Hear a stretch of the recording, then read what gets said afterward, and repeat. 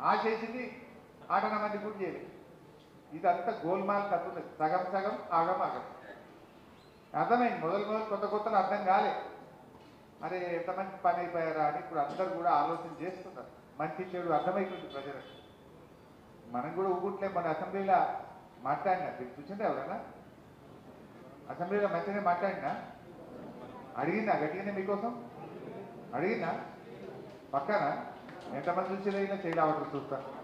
Assembly వాళ్ళు ప్రజలకు ఇచ్చిన హామీల గురించి గట్టిగా అసెంబ్లీలో మీకోసం పోరాడుతున్నాం. తప్పకుండా ఇంకా గట్టిగా పోరాడుతున్నాం.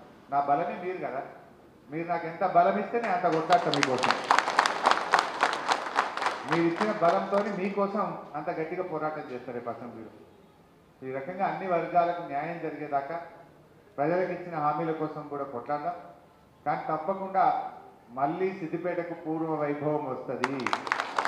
మళ్ళా మనకు మంచి రోజులు తప్పకుండా వస్తాయి. మిమ్మల్ని అందరినీ కూడా కంటికి రెప్పలాగా కాపాడుకుంటా అని చెప్పి తెలియజేస్తూ అందరికీ నమస్కారం. జై తెలంగాణ.